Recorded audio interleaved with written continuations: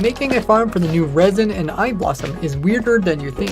Hello there, Ray here, and we're on the Bedrock Edition trying out the new features. The eye blossom as well as the resin clumps are renewable resources that can be obtained here in the Pale Garden biome. You get more eye blossom just by bone milling grass blocks in this biome, and you'll get a chance of producing some of the new flowers. You can also get more of them just by planting one on any grass or dirt, and then when you bone mill it, there's a chance that it'll spawn more of them on nearby blocks of grass. And this can also be automated with just a dispenser on a single one, but this bone milling of flowers individually is a Bedrock Edition only thing.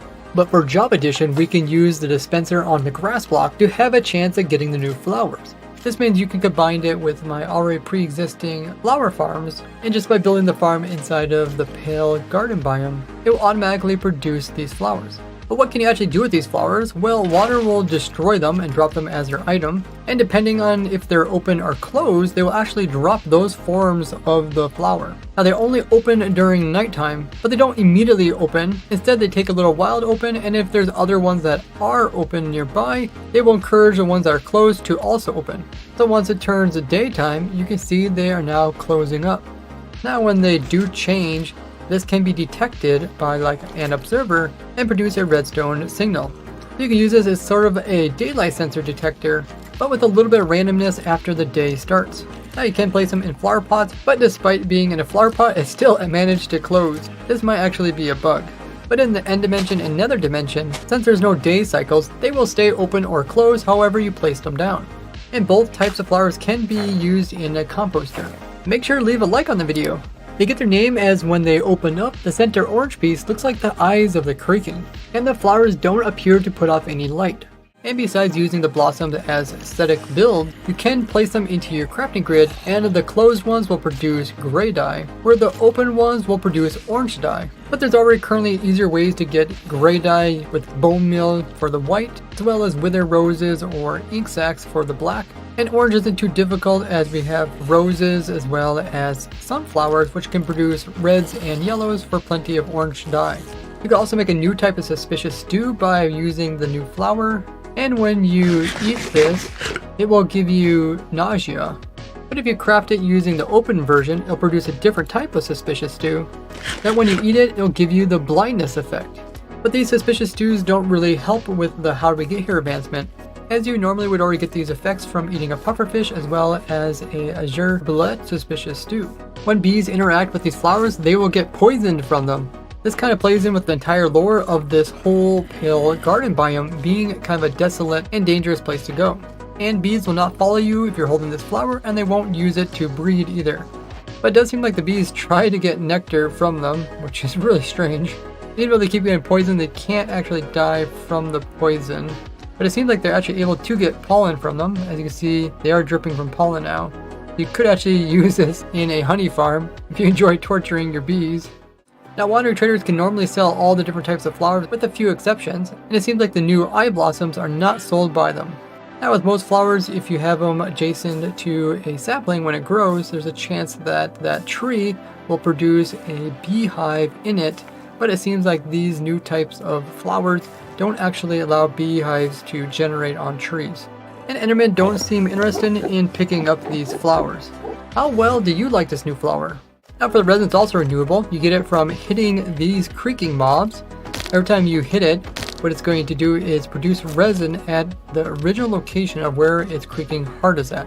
So its heart is in this tree here. So each time it gets hit, it produces around 2 to 3 of the actual resin on blocks near where the actual heart is at. So if I hit it a couple more times, you can see that resin actually can spread.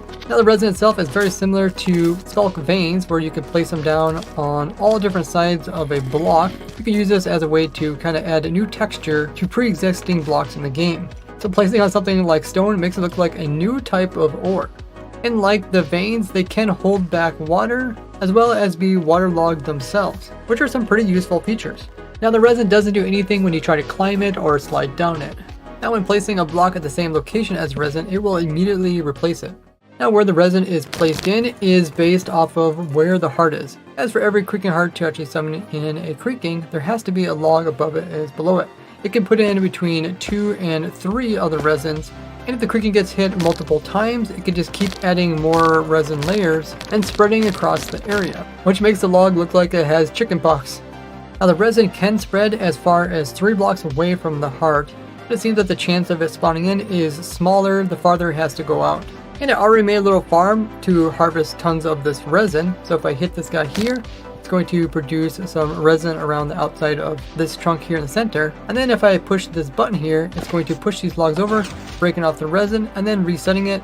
And if you hit it again, it'll produce some more resin, and we can just have this on a clock so it's constantly breaking off, being collected by hoppers, and eventually making it into our storage. Now using other mobs to hit the creaking won't produce any resin, but it does work with a pet dog, so we can automate the process of getting tons of resin. Now in Java Edition we could just use some sticky pistons to drop the blocks back again, but in Bedrock Edition sticky pistons can't actually drop blocks. It is nice that they made creaking actually have a decent use for a farm, although every time it turns daylight the creaking will vanish, so you have to get a new one at night, as well as if you unload the chunks or if you get too far from it, it will also vanish. So it's one of those farms you'll have to have a player stand nearby.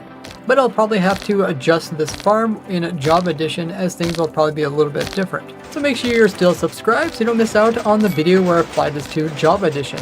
I did go into more detail about all the weird behaviors of the creaking mob in this video here, which you can check out in the description after this video.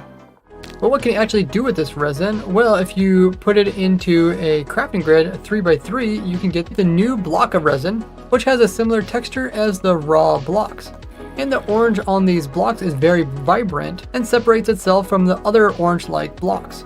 You could then take the resin block and craft it in a crafting grid along with pale oak, which makes yourself the creaking heart. This makes creaking hearts renewable, so you can easily add these guys into your minigame or into a farm. If you break down the creaking heart without silk touch, it will drop some resin. The resin clumps are also used to trim armor to give it a unique orange color. This is what the full set looks like on an armor stand. We can also take the resin clumps and put them into a furnace and cook them down to resin bricks. Now resin does not work in a blast furnace or a smoker. The resin bricks can then be used in a crafting grid, and they have a texture very similar to normal bricks. And they also have just as confusing names, with the individual bricks called just resin brick, where the block of a brick is called resin bricks, only difference being an S at the end of it.